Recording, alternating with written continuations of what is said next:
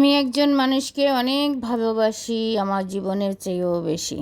জানি না সেই মানুষটার অপেক্ষায় আছি, কোন দিন আমার জীবনে আসবে, সেই দিনটার জন্য অপেক্ষা।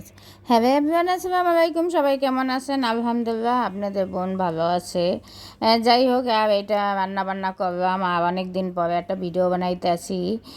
যাই হোক, ভিডিও এখন খুব কম দেই। আমার বাবা মারা যাওয়ার পর থেকে তো আমার মনেই নাই ভিডিও বানানোর জন্য, আর যে কোনো একটা কারণের জন্য এখন ভিডিও বানাই না। যাক, সব কিছু নিয়েই আর যখন পারবো তখন খাবার ভিডিওগুলো, রান্নার ভিডিওগুলো দেবো। আর আমার ভিডিওগুলো কে কে দেখতে চান সবাই কিন্তু বেশি বেশি কমেন্ট করে আমাকে জানাবেন, তাহলে আমি ভিডিও বানানো শুরু করবো। আর যদি না কমেন্ট করেন তাহলে কেউ ভিডিও বানাবো না। যাই হোক, আমার খাবার ভিডিওগুলো কেমন হয় সেটাও বলবেন। আমার প্রিয় ভাই বোন, আমার শরীরটা মনটা কোনো কিছুই ভালো না, বুঝছেন।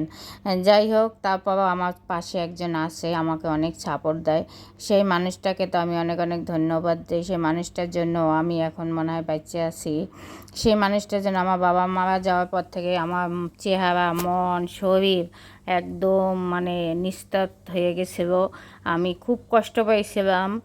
যাই হোক, বাবা হারানোর যে শোকটা, এই শোকটা থেকে এখন একটু ভালো। তারপর মাঝে মাঝে যখন বাবার কথা মনে পড়ে মনটা খারাপ থাকে। তার মধ্যে কালকে আমার সোনা পাখি বিভাগে কথা কইছি মেহেরিমার সাথে, আমার মাম্মামের সাথে। আমার মেহেরিমাকে আমি দেখলে মনে হয় আমার পৃথিবীটাই দেখা হইয়া যায়। মেহেরিমার কথা অনেক মনে পড়ে। আর মেহেরিমাকে তো আমি অনেক ভালোবাসি। আর তারপর মেহেরিমা তো এখন আমার সাথে বেশি যোগাযোগ করে না। যাই হোক, তারপরে তার একজন মানুষ আমার জীবনে আসছে, তাকেও আমি অনেক ভালোবাসি। তারে অনেক অনেক ধন্যবাদ। ভালো থেকো প্রিয় মানুষ।